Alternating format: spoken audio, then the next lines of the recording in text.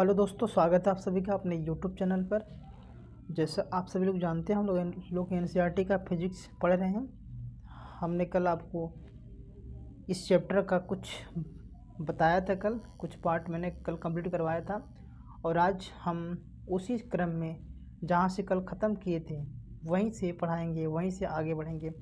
मैं आपसे रिक्वेस्ट करूँगा, यदि आप किसी भी एग्ज़ाम का तैयारी करते हैं तो निश्चिंत बेहिचक से आप इस क्लास को ले सकते हैं, वीडियो को देख सकते हैं। हम लोग बिल्कुल एनसीईआरटी का फिजिक्स पढ़ रहे हैं और आप जानते भी होंगे कि सभी एग्ज़ामों में ना एनसीईआरटी से प्रश्न बनते हैं, तो हम लोग एनसीईआरटी पढ़ रहे हैं और सारे एग्ज़ाम में जो प्रश्न बनेंगे यहीं से आएंगे, इससे बाहर कहीं से नहीं पूछा जाएगा।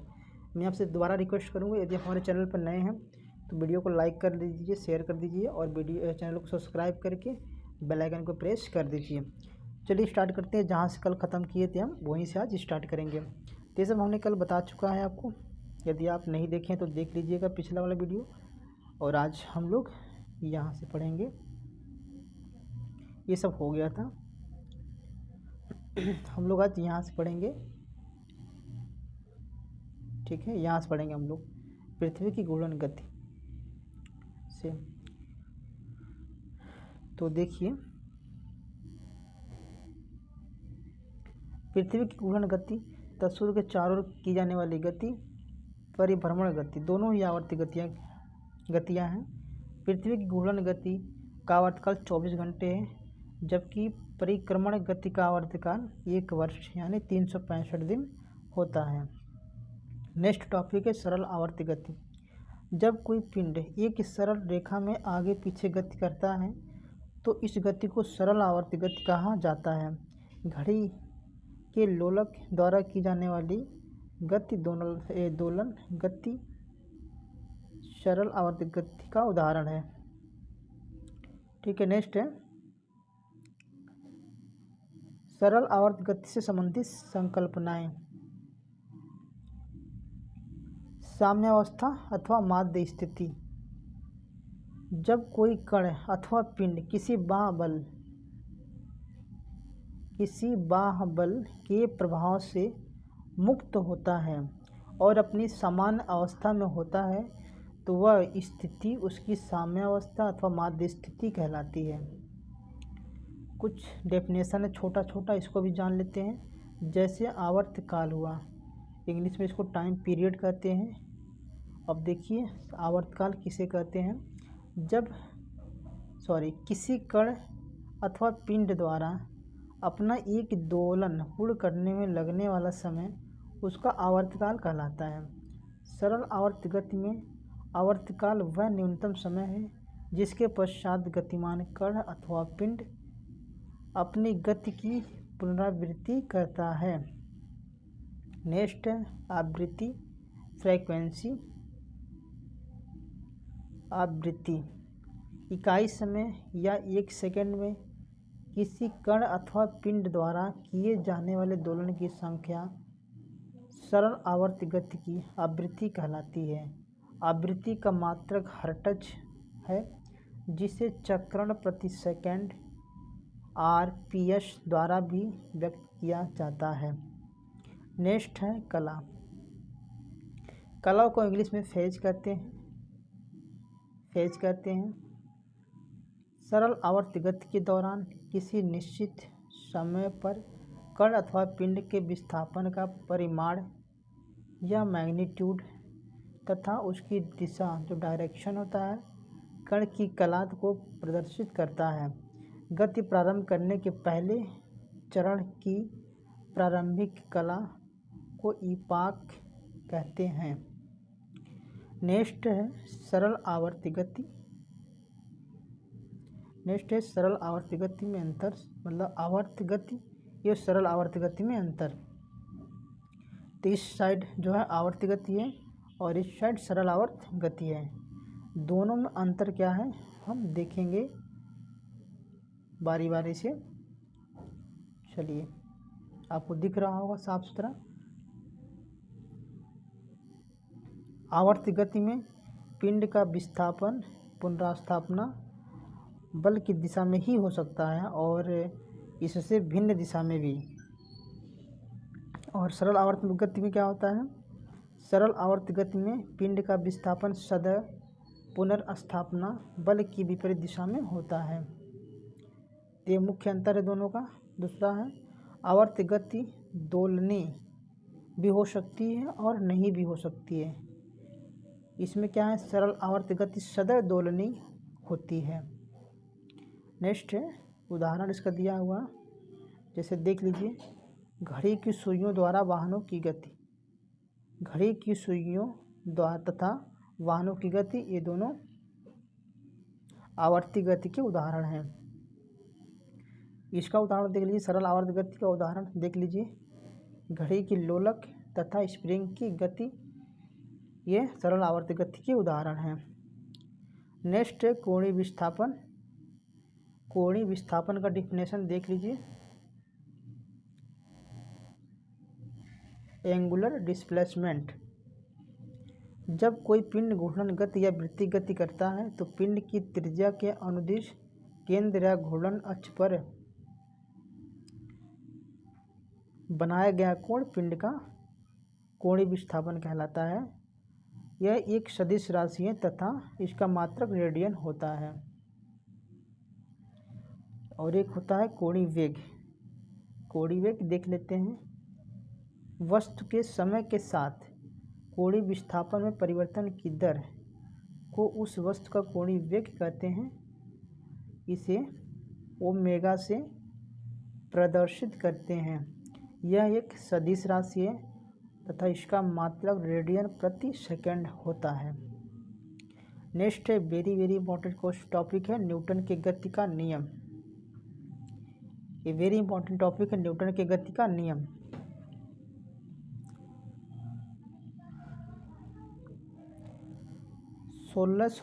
ईस्वी में ब्रिटिश वैज्ञानिक आइजैक न्यूटन ने अपनी पुस्तक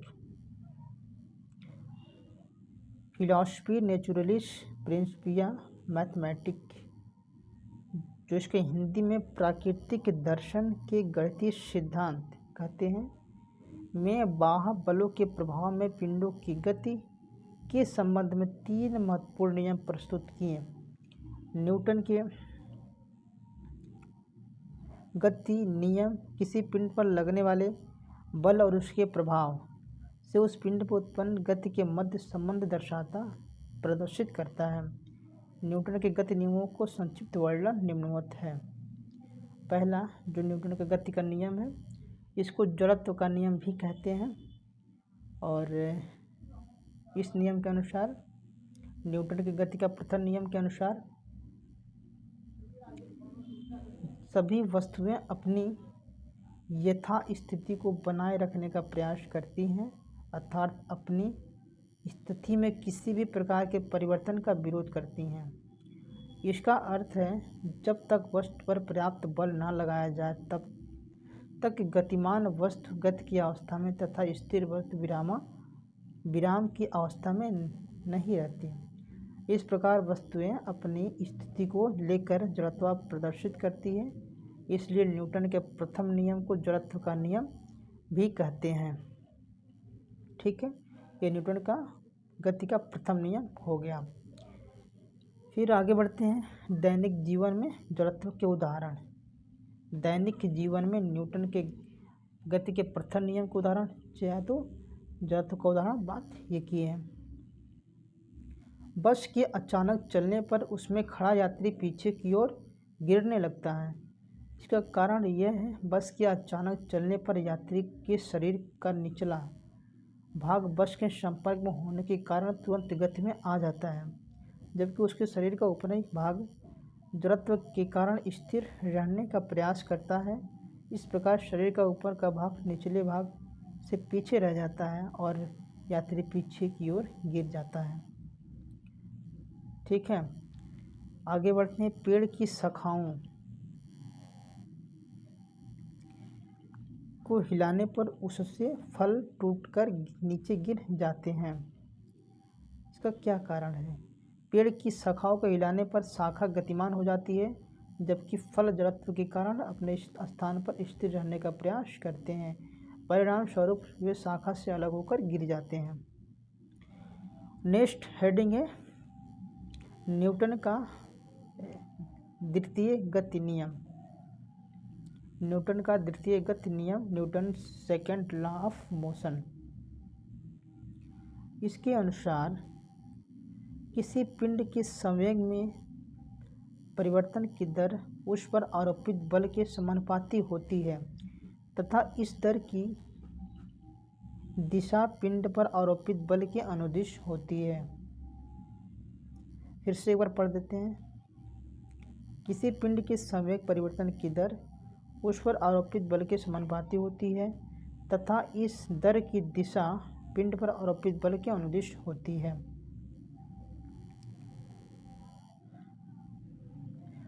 पिंड के संवेग परिवर्तन की दर अनुक्रमानुपाती पिंड पर आरोपित बल अर्थात यम ए अनुक्रमानुपाती एफ, ठीक है, जहाँ के एक समानुपातिक नियतांक है।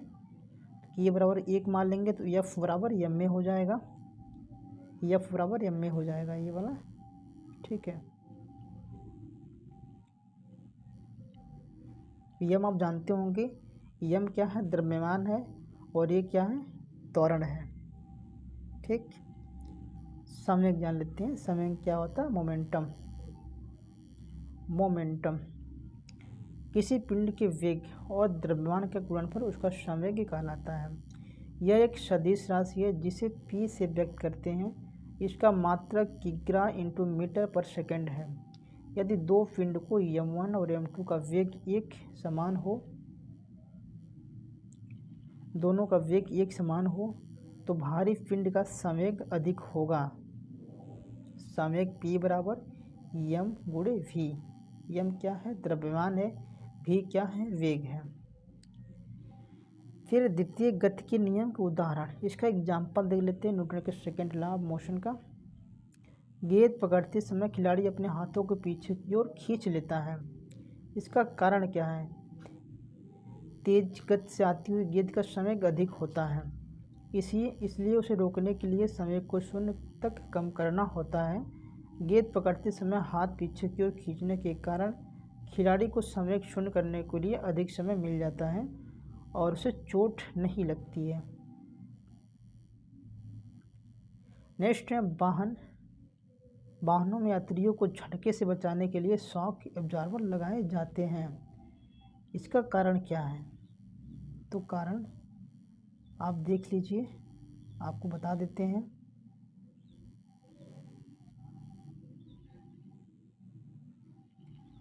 इसका कारण इसलिए होता है, वाहनों में लगे शॉक एब्जॉर्बर गति के दौरान अपने लगने वाले झटकों से उत्पन्न गतिज ऊर्जा को अवशोषित करके ऊर्जा के किसी अन्य स्वरूप सामान्यतः ऊष्मा में या परिवर्तित कर देते हैं और झटकों की तीव्रता को कम कर देते हैं। नेक्स्ट है गति का तृतीय नियम, Newton third law of motion. प्रत्येक क्रिया के बराबर एक विपरीत दिशा में प्रतिक्रिया होती है, अर्थात एक वस्तु दूसरी वस्तु पर जितना बल आरोपित करती है, दूसरी वस्तु भी पहली वस्तु पर उतना ही बल विपरीत दिशा में आरोपित करती है। न्यूटन के तीसरे गति नियम को क्रिया या प्रतिक्रिया का नियम कहा जाता है। तृतीय गति के नियम के उदाहरण, इसका एग्जाम्पल देख लेते हैं। Third law of motion. बंदूक से गोली छूटते समय बंदूक पकड़ने वाले व्यक्ति को पीछे की ओर झटका लगता है। कारण क्या है, ऐसा इसलिए होता है क्योंकि गोली जितने बल से आगे की ओर गतिशील होती है, वो उतना ही बल बंदूक पर प्रतिक्रिया के रूप में पीछे की ओर आरोपित करती है और व्यक्ति को बंदूक के झटके के रूप में अनुभव होता है। नेक्स्ट है, चप्पू चलाने पर नाव आगे बढ़ती है। कारण, नाव चलाते समय जितना बल व्यक्ति द्वारा चप्पू के माध्यम से जल पर लगाया जाता है, उतना ही बल जल द्वारा नाव पर विपरीत दिशा में लगाया जाता है और नाव जल में आगे बढ़ती रहती है। नेक्स्ट है रॉकेट ये वायुयानों की गति। कारण क्या है, देख लीजिए। वायुयान अथवा रॉकेट इंजन द्वारा पीछे की ओर गैस का उत्सर्जन करने पर गैस द्वारा भी वायुयान पर आगे की ओर प्रतिक्रिया बल अर्थात धक्का या थ्रस्ट लगाया जाता है, जिससे वायुयान आगे की ओर गति करता है। नेक्स्ट हेडिंग है दूरी अथवा विस्थापन। दूरी अथवा विस्थापन, डिस्टेंस एंड डिस्प्लेसमेंट। गतिमान वस्तु द्वारा एक विशिष्ट समांतराल में तय की गई मार्ग को संपूर्ण लंबाई को दूरी कहलाता है। दूरी एक अदिश राशि है, क्वांटिटी है, स्केलर क्वांटिटी है। और गतिमान वस्तु के प्रारंभिक एवं अंतिम वेग के बीच की न्यूनतम दूरी उस वस्तु का विस्थापन कहलाती है।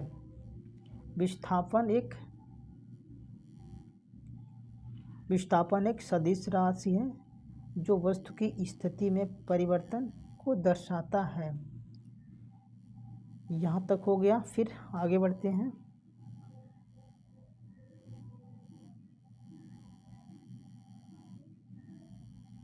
दूरी और विस्थापन।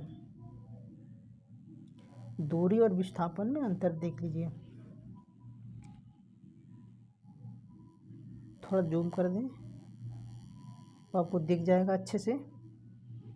देखिए, एक व्यक्ति द्वारा विभिन्न दिशाओं में की गई गति। कोई व्यक्ति यहाँ से यहाँ तक बी तक जा रहा है, फिर बी से सी तक आ रहा है, फिर सी से डी तक आ रहा है, फिर डी से ई तक आ रहा है, फिर ई से एफ तक आ रहा है। ठीक है, तो इसकी टोटल दूरियाँ कितनी हो जाएगी? जितना वो दूरी तय किया, जैसे यहाँ 4 किलोमीटर, 4 मीटर, फिर 3 मीटर, फिर 2 मीटर, फिर 2.5 मीटर, फिर 3.2 मीटर। ये सब क्या इसकी दूरी है। तो सबको हम जोड़ देंगे, सबको हम ऐसे करके जोड़ देंगे तो जो मान आएगा वही इसकी दूरी कहलाएगी। जैसे 14.7 मीटर 14.7 मीटर क्या इसकी दूरी है। अगर हम विस्थापन की बात करेंगे तो यहाँ प्रारंभिक स्थिति से और जो अंतिम स्थिति है यहाँ तक के बीच की जो दूरी रहेगी इसी को विस्थापन कहते हैं। ठीक है, तो बिंदु ए से बिंदु एफ तक की न्यूनतम दूरी जो है विस्थापन कहलाएगा और ये 3 मीटर है। आप समझ गए होंगे।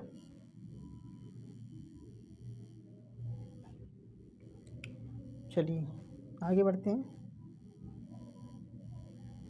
ये नोट में कुछ लिखा है, समझा देते हैं इसको भी। नोट: यदि कोई व्यक्ति या वस्तु विभिन्न दूरियां तय करने के पश्चात पुनः अपने प्रारंभिक बिंदु पर आ जाता है तो उस वस्तु का विस्थापन शून्य हो जाता है। जैसे सर्किल, जैसे क्या है कि एक सर्किल है, यहाँ से हम चल रहे हैं तो ऐसे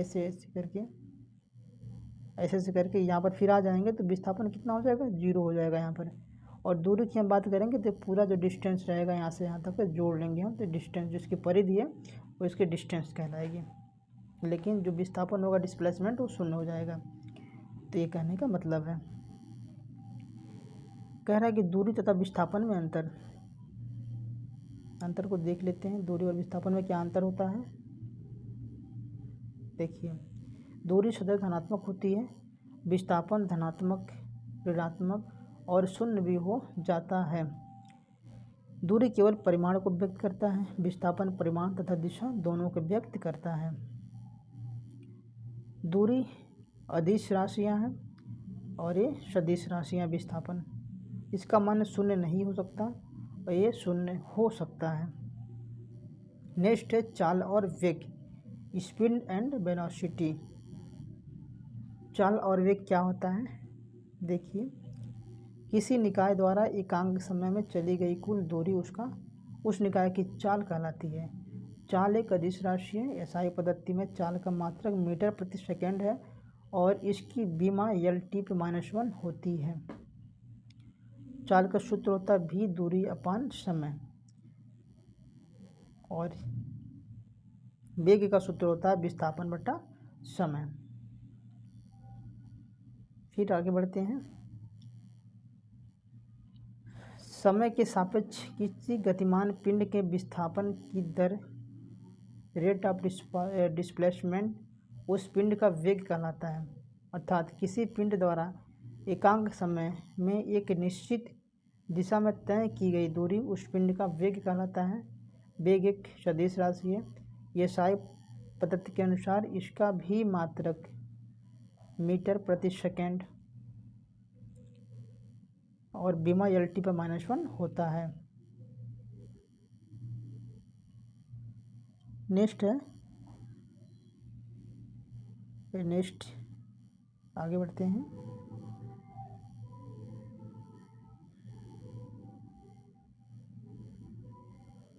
इस फिगर को समझा देते हैं। ये बात वही जो मैंने बता चुका आपको। कोई गाड़ी यहाँ से ये से पॉइंट से चल रही है, ऐसे ऐसे करके फिर यहाँ तक पहुँच रही है, तो कार द्वारा तय की गई कुल दूरी जो रहेगी वृत्ताकार पथ की परिधि, इस परिधि के बराबर इसकी दूरी रहेगी। और हम विस्थापन की बात करेंगे। एक चक्कर लगाने में कार का विस्थापन जो होगा, और ए से चला फिर ए पर ही आ गया यहाँ पर, तो विस्थापन कितना हो जाएगा? 0 हो जाएगा। तो मैं पहले आपको बता चुका हूँ। और ये देख लीजिए, चाल तथा वेग में अंतर। चाल और वेग में क्या अंतर होता है ये देख लीजिए। किसी वस्तु द्वारा एकांक समय में चली गई कुल दूरी उस वस्तु को चाल कहलाती है, और किसी वस्तु द्वारा एकांक समय में तय की गई विस्थापन को उस वस्तु का वेग कहलाता है। आप समझ गए होंगे। फिर से रिपीट कर देते हैं। किसी वस्तु द्वारा एकांक समय में चली गई कुल दूरी उस वस्तु का चाल कहलाता है। मतलब चाल के लिए आप कह सकते हैं, जो डिफिनेशन होगा चाल का, वो दूरी बट्टा समय हो जाएगा। दूरी बट्टा समय हो जाएगा, ये डिफिनेशन चाल का है। लेकिन अगर हम वेग की बात करेंगे, वेग की अगर हम बात करेंगे, तो इसका जो डिफिनेशन होगा विस्थापन, इसका जो सूत्र होगा विस्थापन बट्टा समय हो जाएगा। ये जो है ना वेग का डिफिनेशन होगा। चलिए आगे बढ़ते हैं। चाल में केवल परिमाण होता है, दिशा नहीं। यह एक अदिश राशि होती है। वेग में परिमाण के साथ साथ दिशा भी होता है और ये सदिश राशियाँ होती है। नेक्स्ट, किसी वस्तु की चाल उस वस्तु के परिमाण के बराबर या उससे भी अधिक हो सकता है। और वेग में क्या होता है? किसी वस्तु का वेग परिमाण उस वस्तु की चाल से अधिक नहीं हो सकता है। ठीक है, नहीं हो सकता है, आप देख लीजिए। फिर आगे बढ़ते हैं। रिलेटिव वेलोसिटी जो होता है सापेक्ष वेग। सापेक्ष वेग देख लेते हैं। जब दो या दो से अधिक पिंड गतिमान हो तो उनकी एक दूसरे की प्रति वेग की स्थिति सापेक्ष वेग कहलाती है। यदि दो पिंड एक दिशा में गतिमान हो तो सापेक्ष वेग का मान धनात्मक, यह परस्पर विपरीत दिशा में गतिमान हो तो सापेक्ष वेग का मान ऋणात्मक होता है। आप समझ गए होंगे। आगे बढ़ते हैं। त्वरण, ये क्या है? एक्सीलरेशन है। किसी विशिष्ट समांतराल में वेग परिवर्तन की दर को त्वरण कहते हैं। यदि समय के सापेक्ष किसी गतिमान पिंड के वेग में वृद्धि हो तो उसे त्वरण कहा जाता है, तथा यदि समय के सापेक्ष वेग में कमी हो तो इसे मंदन कहते हैं।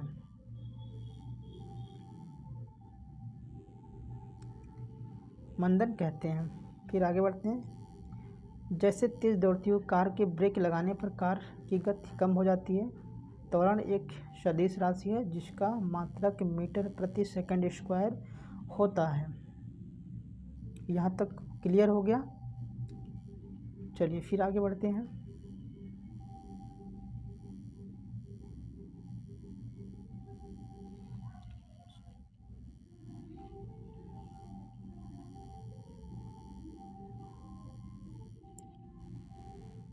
ये देख लीजिए त्वरण की डिफिनेशन क्या होगा।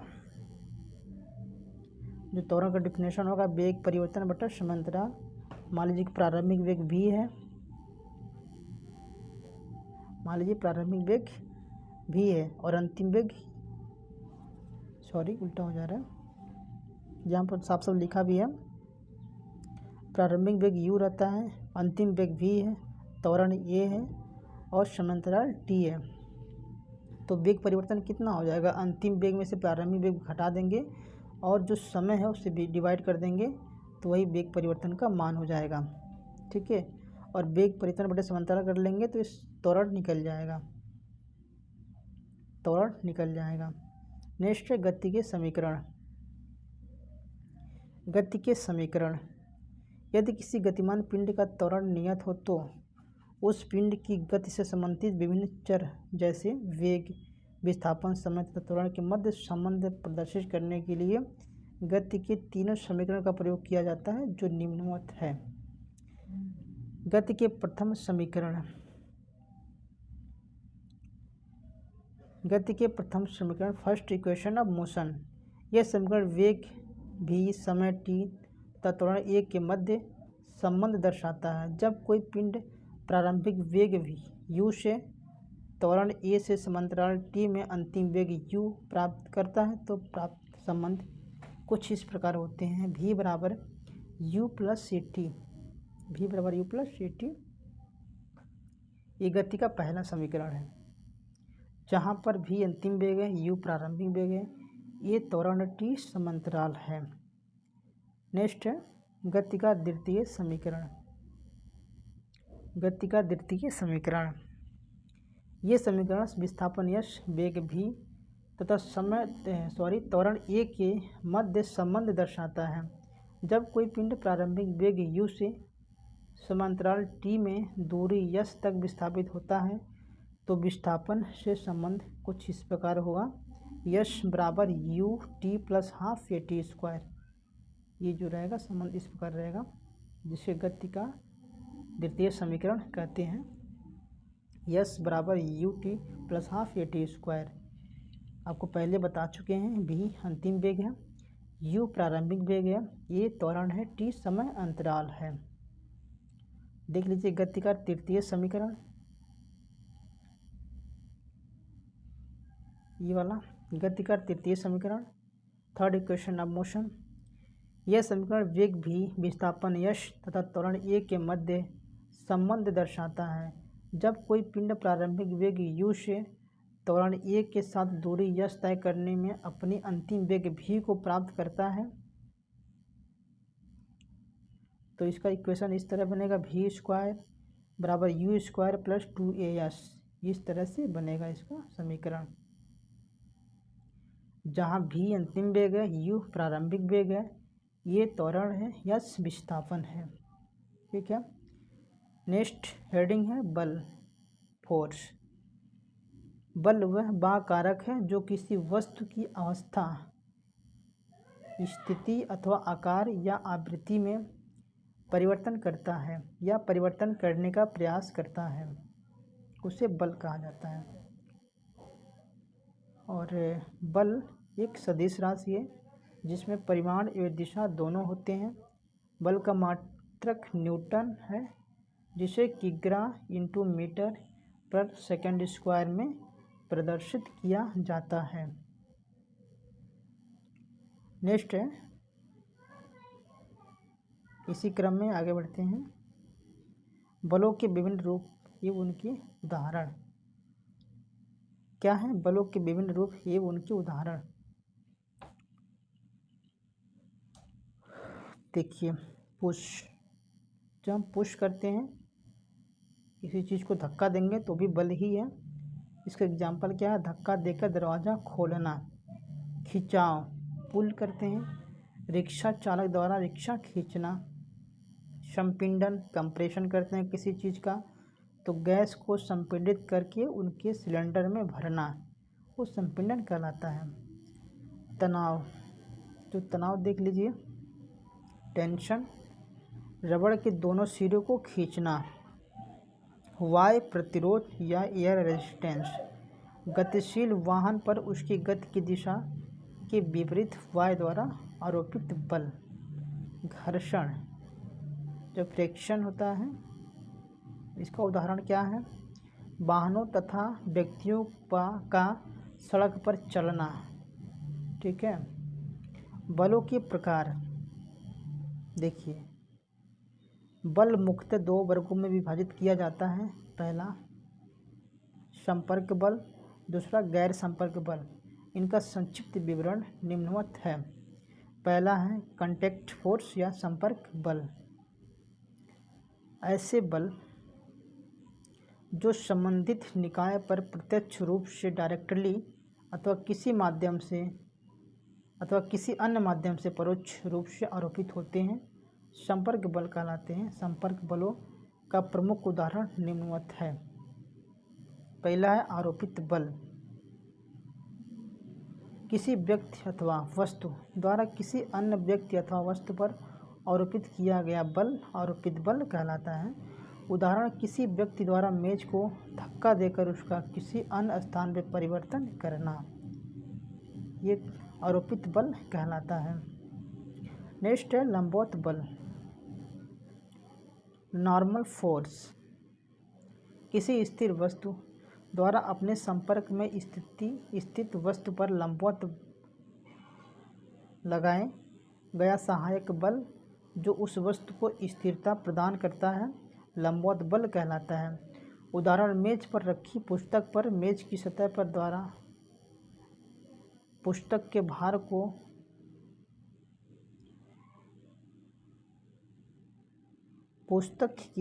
को सहारा देने वाला बल।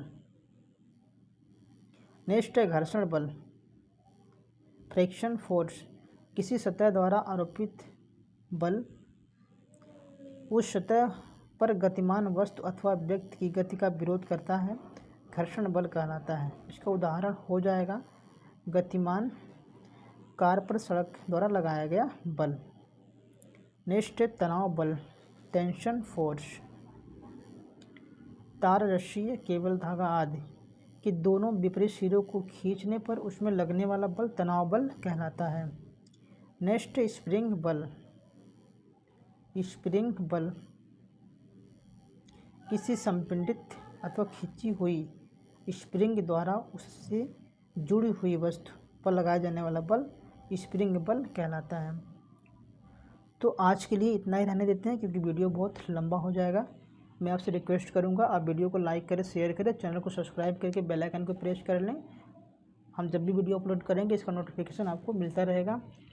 और आपको वीडियो कैसा लगा कमेंट करके ज़रूर बताइए। फिर मिलते हैं आपको इसी क्रम में, इसी का पार्ट 3 लेकर आएंगे अगले दिन।